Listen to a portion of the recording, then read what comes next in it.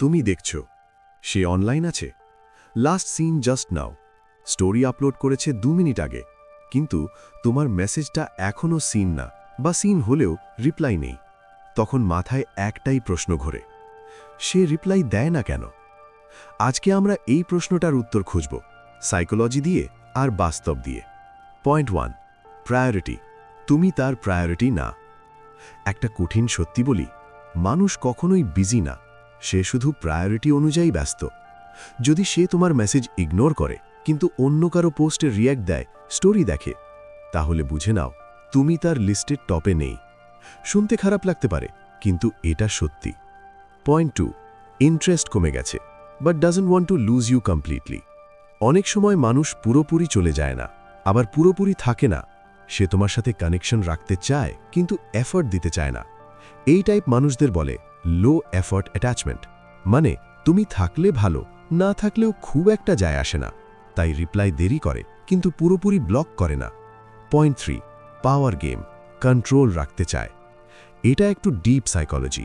কিছু মানুষ reply delay করে ইন্টেনশনালি, কারণ এতে তারা কন্ট্রোল ফিল করে। তুমি অপেক্ষা করছো, তুমি ভাবছো, তুমি ওভারথিঙ্ক করছো, আর সে জানে তুমি অলরেডি ইমোশনালি ইনভেস্টেড। এই কন্ট্রোলটা ওদের কাছে পাওয়ারের মতো লাগে।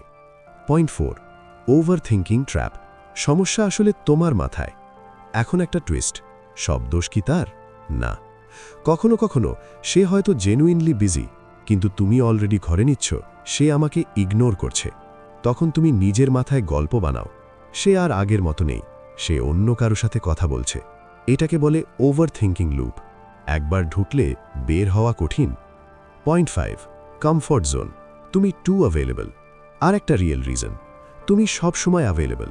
সে জানে তুমি যাই হোক রিপ্লাই দেবে, তুমি অপেক্ষা করবে, তুমি কখনো লিভ করবে না। তাই সে এফর্ট কমিয়ে দেয়, কারণ মানুষ সাধারণত যেটা ইজিলি পায় সেটার ভ্যালিউ কম দেয়। রিয়েল টক মোমেন্ট। এখন একটা প্রশ্ন নিজেকে করো, আমি কি এমন কারো জন্যে অপেক্ষা করছি যে আমার জন্যে 1 মিনিট সময়ও দিতে চায় না? যদি আনসার ইয়েস হয়, তাহলে সমস্যা শুধু তার না, তোমারও। কারণ তুমি নিজের ভ্যালিউ বুঝছো না। What should you do? Solution, instant reply দেয়া বন্ধ করো। সব সময় অ্যাভেলেবল থাকো না। নিজের লাইফে ফোকাস করো, নিজের কাজ, নিজের গ্রোথ, এইগুলোতে অ্যাটেনশন দাও। ডাবল টেক্সট করা বন্ধ করো।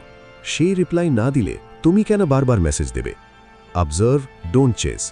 দেখো সে এফর্ট দেয় কিনা, না দিলে অ্যাকসেপ্ট করো।